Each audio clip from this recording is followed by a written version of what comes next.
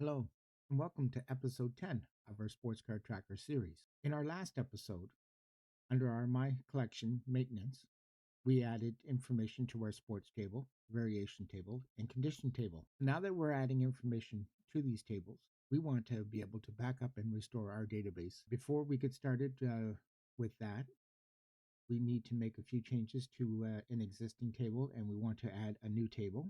So first, I'm going to get rid of our card details table. We're going to delete that.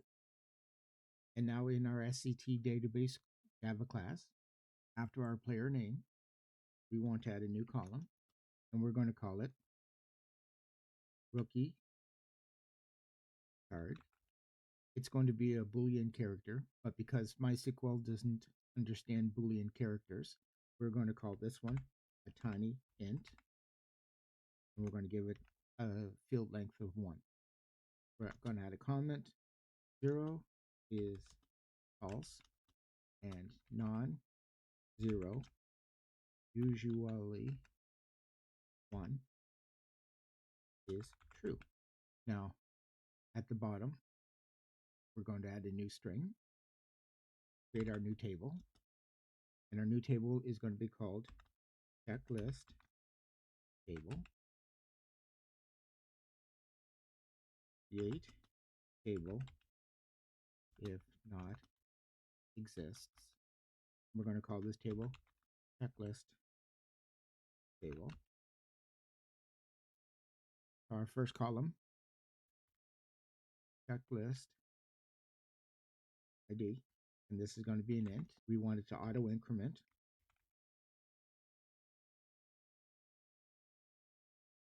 And it's going to be our primary key. Put a comma. Go to the next line for our new column. This one will be called set name, and we're going to use varchar 64. And our next column is going to be called card number. It's going to be an int. And our next line is going to be our player name. And that's going to be a varchar of 64. Our next column is going to be a variation name. And it's going to be a varchar. And we're going to use 32 characters. And our last line is going to be checklist underscore own it.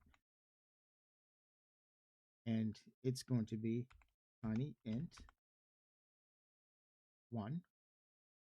And we're going to add our comment. 0 is false, and non-0, usually 1, is true. Now we want to add a statement to run the checklist. So statement execute update. We'll pass it our checklist table variable. So now we have our rookie card Boolean character. We want to add that to our new card menu. So we'll go to our new card menu. That's in row 4. So we're going to add it to the front of row 4.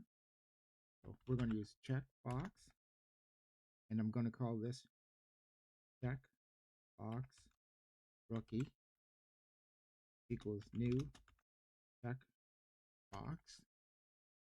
I'm giving this a value of rookie. Don't forget to add your import. Checkbox rookie dot set content display right. So don't forget to add your import for content display. And finally, down where we add our children, we want to add our checkbox to the front. So checkbox rookie, comma, and then we'll leave the rest as it is. So if we were to compile this and run it now, where we add a card, you can now see we have a rookie box. If you remember, we dropped our card detail table, and we added a new table. So if we click on File, New, because we use the code create table if not exists, it shouldn't harm any of the other tables, and it should create our new tables for card detail table and our checklist table. Click on New, and then we can hit our refresh, and you can see over here we now have our card detail table, and we can look. Here's our rookie card, and if we check our checklist table, it's here as well. Now, if you notice, when we created our table, we didn't get notification that the tables were created. So let's make the change. So if we go to our sports card tracker class, and under our new, in the first section, because the second section is only if an error happens, we don't want to give the alert that it went successfully. So we're just going to put this in the try part. We're going to call alert equals new alert, and it's going to be alert type dot information. And we want to add our import. Now we want to set our title. So alert dot set title, and we're giving this the title of create tables, new tables, and we want our header text alert.set header text, and we're going to put in here the value table creation information. Now we're going to set our content text. So alert.set content text, and we're going to give this the value of the tables were successfully created. We're going to have the user acknowledge that they read the alert. So alert dot show and wait. So if we were to run this again, we would get our pop-up saying that our tables were successfully created. So let's start creating our backup database after the exit menu and before the brand table. So I'm going to create a new case. I'm going to call it backup database. And we'll put a break afterwards. We need to determine your operating system. We're going to put in a comment here. Create backup path. We're going to have a string, and we want to determine your OS name. And to get this, it's system dot get property, and the property we want to get is os dot name. We need to find out what your working directory is. So string working dir equals system dot get property, and we want user dot home, and we want the folder name where we're going to store this. String new folder name equals, and we're going to use sct for sports card tracker / backup. Now we want to add the file name. String backup file name equal, and we're going to use st for sports card tracker, and we're going to call it backup.ul. I want to have a special spot set up for myself that can be removed if we distribute this. So I'm just going to save my files at backup file path win, because I'm using Windows, equals and I'm putting mine in my E drive under Progs. SCT for sports card tracker /backup /ST backup.sql. And finally, I'm going to create my path. Now I add my import for path. Now for this one, we want the import to be the java.nio.file.path. Now we have the working information to create our backup database. Go back to our backup database case. We want to determine what operating system we're using. So if os name contains, and I'm going to use capital WIN, your operating system name. This is case sensitive. Be careful of that. I want to specify my path equal paths.get e :/progs /sct /backup. Now we need to add our import for paths. Again, we want the nio file.paths. Now what that will do, if that path exists, it will use it. If not, it will create that path for us. So for all other operating systems, we're going to use path equals paths.get. And we're going to add in here our working directory, working dir, plus file.separator plus new folder name. We have to add our import for file, and it has to be our Java IO. So now that we've created our path, we need to create the directories if they're not already created. This could cause an exception. We need to use a try catch. Try files.create directories, and we're going to send it to our path.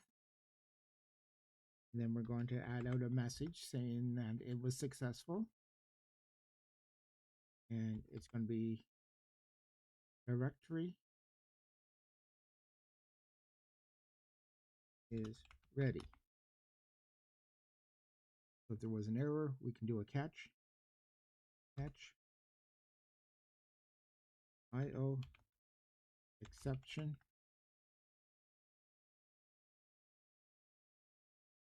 we'll have to add our import for our IO exception, and our message is going to be system.err.println, and the message is failed to create directory. And we're going to specify the directory name, e.get message. Now we're going to create and run the backup command. This again is going to be a try catch. So we're going to use a list for this. It's going to be a string. I'm going to call it command equals new array list. Now we have to add our import for our array list. We have to add our import for our list. You want the java.util.list. So we're going to add all of our pieces of our command to the array. So command.add. And our first command is MySQL dump. Then command.add -h. Then we're going to send it our host. Then we're going to use command.add /u, specify the username, And then we're going to add our user password. Add -p user password. Then we'll add the command. Command.add. This one here will be --add drop database. And then we'll add the command. This one will be -B. And that indicates database names will follow. And then we're going to add our database. So command.add database. So as you can see, we're missing our host and our database name. So let's create our constants. Private static final string host equals local host. The next one will be private static final string port equals, our port will be 3306, and private static final string, and our database will be sports card tracker. We go back, because we used host as a constant, name it same as we did our constant, and the same with database. So now we have our command created. We need to create a process builder. Process builder pb equals new process builder, and we're going to pass our command. Now we need to redirect our standard output stream straight to the destination file. Redirect the standard output stream straight to the destination file. To do this, it's pb.redirect output, and we're going to send it our new file, and path dot to string plus file separator plus our file name, backup file name. So pb.redirect error process builder dot redirect dot, we want to use inherit. We want to display any errors to our console. Display errors to console. So to do this, we want to create a process variable, process, and we're going to call it process, equals pb.start. So int exit code equals process dot wait for. Basically, it's waiting for the process to finish, and it's going to return an exit code. Now, if everything worked fine, we want to say that our backup was created successfully. If everything didn't work fine, we want to say what the error was. So if exit code equals 0, we want to send out the message that our backup was created successfully at, and we want to send the location, and we want to put the path, so it's path dot toString plus file separator plus backup file name.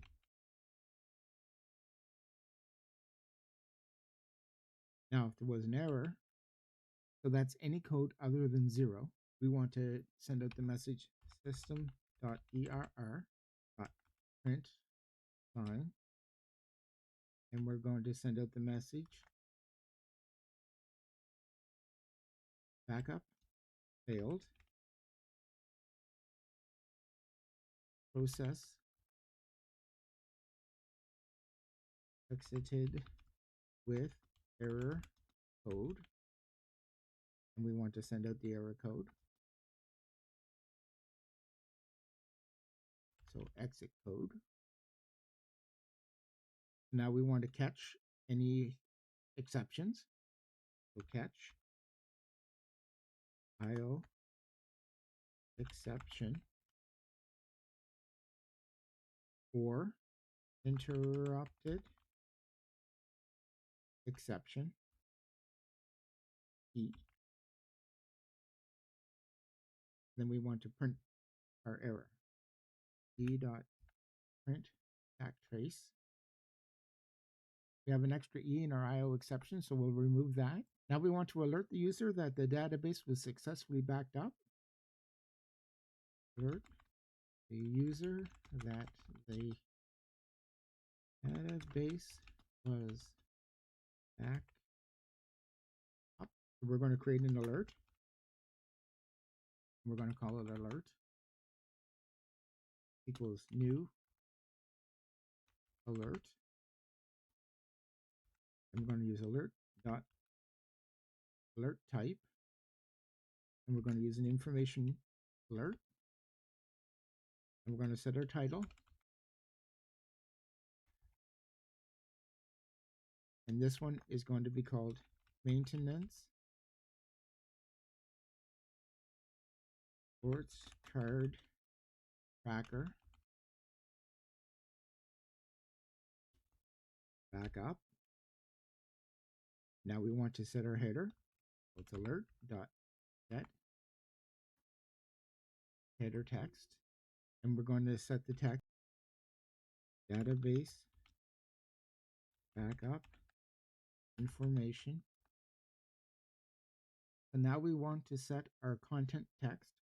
So it's alert dot set content text, and we're going to use the database was successfully backed up.